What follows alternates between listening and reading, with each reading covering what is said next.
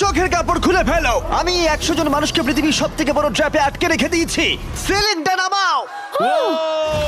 আর এটা হলো বিশাল 5টা ট্র্যাপের মধ্যে প্রথম, যেমন এই বিশাল পেন্ট বল ওয়ার জোন অথবা এই ডায়াবলিক্যাল স্পিনিং মেশিন। সবকটাই ডিজাইন করা হয়েছে কন্টেস্ট্যান্টদের কঠিন পরীক্ষার মুখে ফেলতে।